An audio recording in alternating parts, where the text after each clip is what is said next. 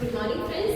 तो last class में हमने नॉर्मलिटी, मोलैरिटी, मोलैलिटी सब किया था। अब एक्चुअल टॉपिक में जाएंगे, मतलब एक्चुअल टॉपिक में ही हम। लेकिन अब सॉल्युबिलिटी क्या होता है, वेपर प्रेशर क्या होता है, पार्शियल वेपर प्रेशर क्या होता है, ऑस्मोटिक प्रेशर क्या होता है, relative lowering of vapour pressure क्या होता है एंड एज़ोट्रोपिक प्रेशर क्या होता है, वो सब क्या होता है देखिए। फाइन। अब सॉल्युबिलिटी मतलब क्या होता है, देखो सॉल्युबिलिटी फॉर एग्जांपल मान लो आपने क्या किया, आपके पास है एक गिलास पानी है ना, एक गिलास पानी है और उसमें आपने ऐड कर दिया 1 tablespoon of sugar. Okay, mix हो जाएगा। हाँ, मिक्स हो जाएगा। अब 1 से आपने क्या कर दिया, 5 कर दिया। अब थोड़ा तो दिक्कत हो रहा है ना मिक्स करने में, थोड़ा तो लाइक जितना जो पहले आपने 1 टेबलस्पून मिक्स किया था उसमें जितना दिक्कत नहीं था, इतने अच्छी तरह से वो डिसॉल्व हो रहा था। अब 5 टेबलस्पून से क्या हो रहा है, फिर वहां पे इतना अच्छे से वो स्पीड से नहीं हो पा रहा है डिसॉल्व पानी में। ओके, कैसे ऐसे करके आपने डिसॉल्व कर दिया। अब क्या कर दिया आपने, उसी सॉल्यूशन में आपने क्या कर दिया, फिर से 6 टेबलस्पून शुगर ऐड कर दिया। अब देख रहे हो कि अब कितना भी आप मिक्स कर दो वहां पे शुगर ऐसे ही रहता है। ओके, कितना भी आप मिक्स कर लो वहां पे चीनी है, मतलब वो सॉल्यूशन सैचुरेट हो चुका है, मतलब एक पॉइंट तक आ चुका है कि इस पॉइंट से ज्यादा कितना भी आप सॉल्यूट ऐड कर लो वो डिसॉल्व नहीं हो पाएगा। ओके, तो यहाँ पे सॉल्युबिलिटी का ये मतलब है कि कितना maximum amount of solute that can be dissolved in a specific temperature. Okay, अब प्रेशर भी वगैरह वैसे भी अगर गैस होता तो आप प्रेशराइज कर सकते थे, लेकिन ये हमने डाला था सॉलिड, तो प्रेशर तो इतना ज्यादा डिफरेंस तो नहीं रहेगा। ओके, तो सॉल्युबिलिटी क्या होती है बच्चों, लाइक कितना मैक्सिमम लाइक रूम टेम्परेचर मान लो, कितना maximum number of solute that can be dissolved in A solution या फिर इन ए सॉल्वेंट। ओके, ऐसे लिख सकते हो, द मैक्सिमम अमाउंट ऑफ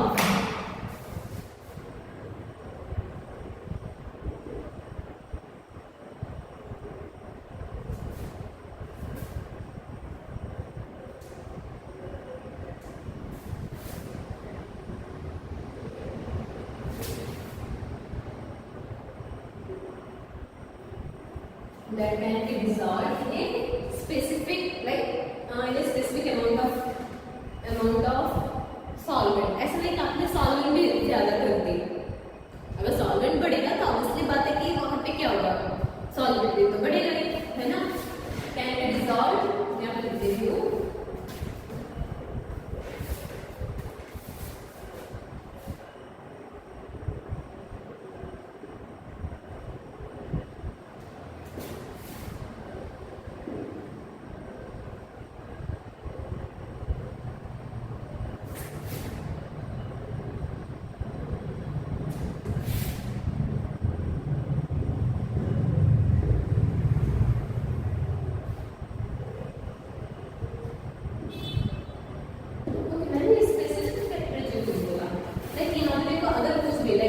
चीनी का पानी बनाना है तो क्या करोगे, थोड़ा सा पानी ले लोगे ना, थोड़ा सा पानी में आप ज्यादा अमाउंट ऑफ शुगर या कुछ भी डालोगे या फिर गुड़ वैसे डालोगे तो वहां पे डिसॉल्व हो जाएगा, है ना।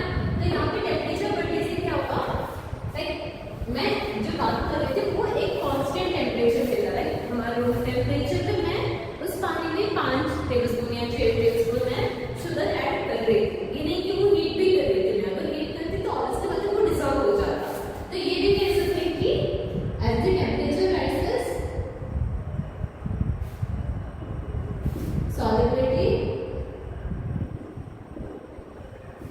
increase होगा। फाइन, ये तो हो गया। अब प्रेशर पे कोई इफेक्ट तो नहीं है, बस ना ऐसे कह सकते हैं कि प्रेशर पे तो नहीं, तो वो जो है सिर्फ टेम्परेचर एक ऐसा ये है कि टेम्परेचर बढ़ने से आपकी सॉल्युबिलिटी बढ़ेगी। इस केस में मैंने ये आपको जस्ट बताया कि गैस के केस में देखिए, अगर सॉलिड और लिक्विड मिक्स कर रहे हो उस केस में मैंने बताया, सॉलिड और लिक्विड अगर वो दोनों मिक्स कर रहे हो तो उसके केस में मैंने आपको ये सॉल्युबिलिटी बताया। ओके, ऐसा नहीं कि आप गैस में मिक्स कर सकते हो, उसके लिए एक अलग सा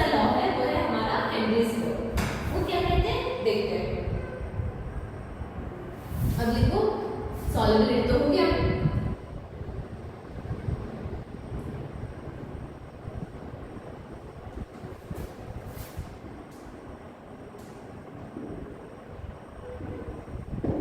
solubility of gas in a liquid. Fine. अब यहाँ पे एक तो जान लेते हैं पार्शियल वेपर प्रेशर क्या होता है, वेपर प्रेशर क्या होता है, वो सब देख लेंगे। यहाँ पे solubility of gas in a liquid। अब इसका बेस्ट एग्जाम्पल है हमारा कोका कोला या फिर स्प्राइट ले लो, कौन सा भी कार्बोनेटेड ड्रिंक। ओके, वहाँ पे क्या होगा, लाइक वहाँ पे क्या करते हैं, एक तो देखो आपके पास कौन सा भी शुगर सोल्यूशन वही तो है ना, शुगर सोल्यूशन रहेगी और यहाँ पे CO2 की बबल्स रहेंगे। फाइन, अब इन्होंने क्या कर दिया, यहाँ पे प्रेशर अप्लाई कर दिया, इसमें इन्होंने अच्छा खासा प्रेशर अप्लाई कर दिया लाइक गैस के ऊपर। अब यहाँ पे क्या हो रहा है,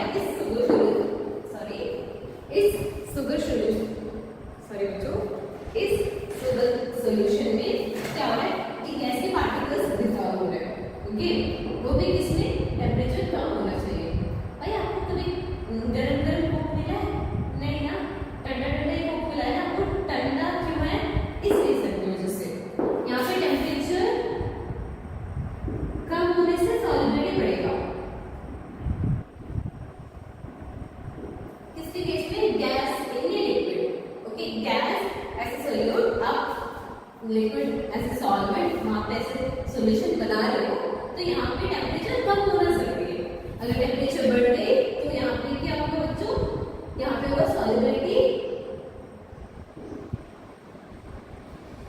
कम हो जाएगी। एक और इंसिडेंट हुआ था मेरे साथ ही, मैंने बचपन में किया था, उस टाइम पे ये सब पता नहीं था। वहां पे मैंने क्या कर दिया, एक छोटा सा एपिफिज का बॉटल था, मैंने क्या कर दिया, एक तो गर्म तो ले लिया था, गर्म नहीं किया लेकिन मैंने क्या कर दिया, उसको फ्रीज कर दिया।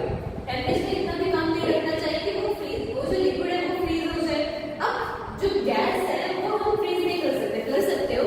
अगर लिक्विड नाइट्रोजन में ऑक्सीजन डालोगे तो वहां पे वो लिक्विड में कन्वर्ट हो सकता है।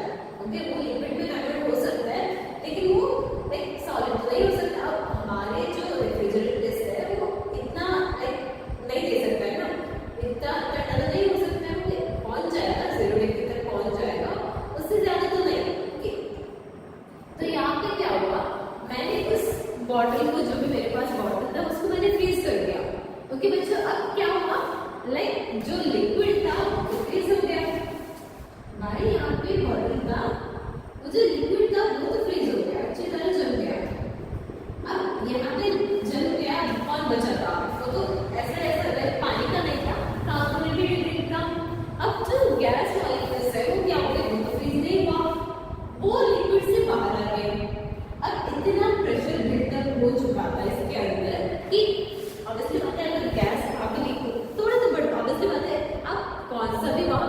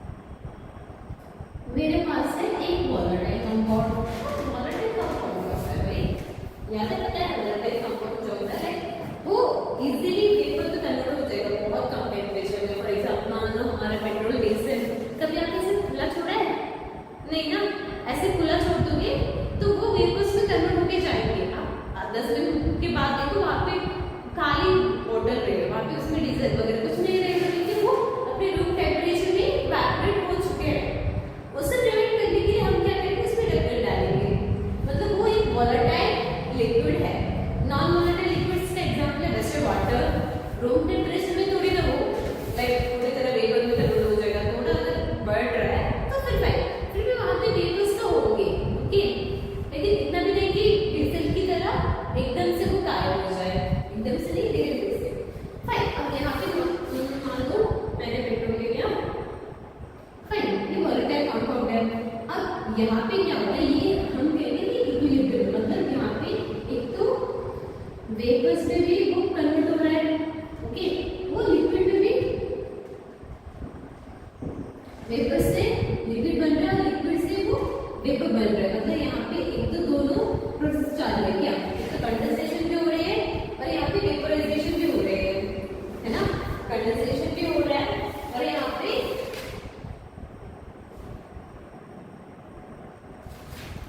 वेपर्स में भी वो कन्वर्ट हो रहे हैं और यहाँ पे कंडेंसेशन की वजह से वो फिर से लिक्विड में आ रहे हैं। मतलब ये एक जो लिक्विड है, जितना वो वेपर्स बने उतने वो वहाँ पे लाइक कन्वर्ट हो चुके हैं। समझ में आया? फाइन। तो यहाँ पे क्या हुआ, यहाँ पे वेपर्स नहीं कि पूरे लिक्विड वेपर में कन्वर्ट हो गया या फिर पूरी जो वेपर में था वो लिक्विड में कन्वर्ट कर गया। जितना मॉलिक्यूल्स वेपर में कन्वर्ट हुए उतने मॉलिक्यूल्स को कंडेंस होते हैं, वो बाकी लिक्विड में भी फिर से आ मतलब आए। फाइन। अब यहाँ पे क्या होगा, वेपर्स तो रहेंगे, थोड़ा बहुत तो वेपर्स यहाँ पे है, ओके। अब ये जो वेपर्स है वो कितना प्रेशर डाल रहे हैं इस लिक्विड पे, उसके लिक्विड पे, वो होंगे हमारा वेपर प्रेशर। वो हम डिनोट करेंगे P0 से। अब जस्ट मान लो कि यहाँ पे x है तो ये होगा P0x। फाइन। ये सिर्फ एक लिक्विड का, इसमें कोई और दूसरा लिक्विड है नहीं, मतलब ये सॉल्यूशन नहीं है। सिर्फ ऐसा मान सकते हैं कि एक सॉल्यूट है या फिर एक सॉल्वेंट है। यहाँ पे मान लेते हैं कि एक सॉल्यूट है। फाइन।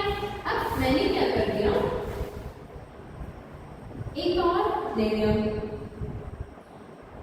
एक और कंपाउंड मैंने ले लिया। इसका भी पार्शियल वेपर प्रेशर तो रहेगा ही, है ना।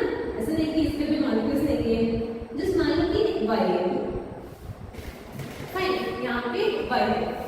अब यहाँ पे क्या होगा,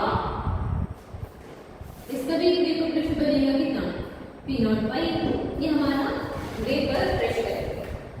उस लिक्विड पे उसका वेपर कितना प्रेशर डाल रहा है वो होता है एट इक्विलिब्रियम, वो होता है उसका वेपर प्रेशर। फाइन। अब इन दोनों को मैंने क्या कर दिया, ऐड कर दिया। भाई ये तो वोलेटाइल है, नॉन वोलेटाइल है। फॉर एग्जांपल मान लो जस्ट ये हमारा इथेनॉल वोलेटाइल है और पानी भाई डालोगे अल्कोहल भी लाइक वोलेटाइल सब्सटेंस ही होती है थोड़ा बहुत। जिस मान लो इथेनॉल भी इस कैटेगरी में आता है ना, तो वो तो वोलेटाइल है, तो नॉन वोलेटाइल ऐड कर दिया। अब वहाँ पे एक लिक्विड बना।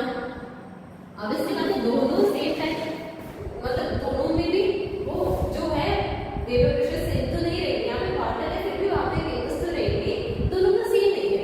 फाइन। अब यहाँ पे क्या होगा, इसमें कितना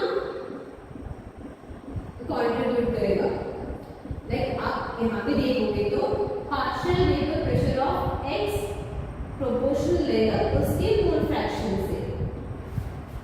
यहाँ पे आपको partial vapour pressure find out करना है, तो यहाँ पे ये प्रोपोर्शनल रहेगा उसके मोल फ्रैक्शन को। फ्रैक्शन याद है ना, उसके like number of moles divide by total number of moles, जिसका फाइंड आउट करना है। अब यहाँ पे x है, यहाँ पे कांस्टेंट कौन रहेगा, भाई कांस्टेंट तो उसका वेपर प्रेशर है ना। तो यहाँ पे partial vapour pressure equal to k into x है, या फिर px equal to p0 x into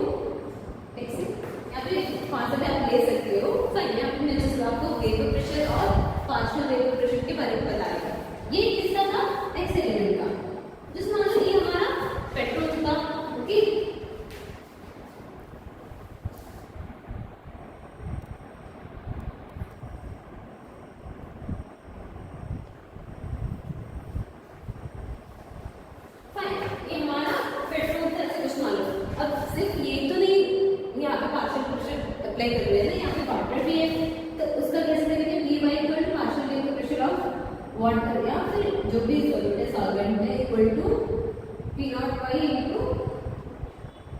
xy। यहाँ पे हमने x किया था ना, यहाँ पे x किया, जिस सेंस में हो जाना है सर। ओके, समझ में आया? पार्शियल प्रेशर समझ में आया? प्रेशर प्रेशर समझ में आया? कुछ डाउट तो नहीं है ना आप लोगों को? फाइन। अब इंग्लिश लो यहाँ पे बताते हो वही है।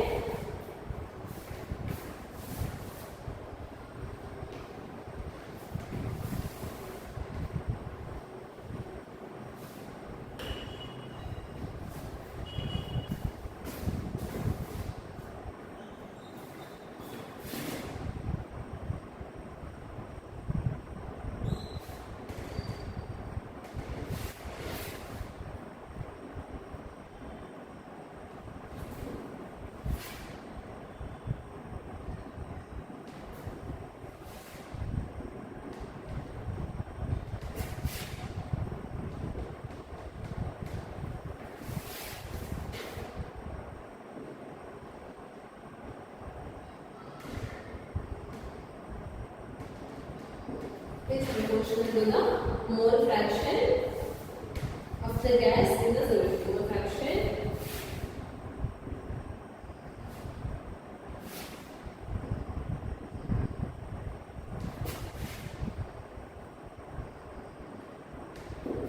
fine.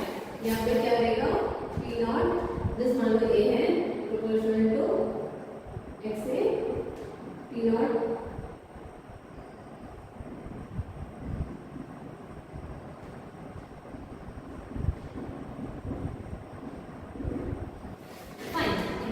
याद करके रखना इम्पोर्टेंट है।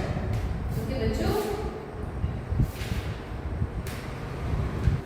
यहाँ पे इफेक्ट ऑफ टेम्परेचर तो ऑलरेडी आपने लिख लिया कि ऐसे टेम्परेचर इंक्रीज होगा, सॉल्युबिलिटी इंक्रीज होगा, जब टेम्परेचर कम होगा तो सॉल्युबिलिटी इंक्रीज होगा। यहाँ पे इसका एप्लीकेशन से मेनली बताते हैं, लाइक आपने स्कूबा डाइवर्स तो देखा है ना, स्कूबा डाइवर्स कौन होते हैं, जो नदी देख सकते ओशन के अंदर जाते हैं।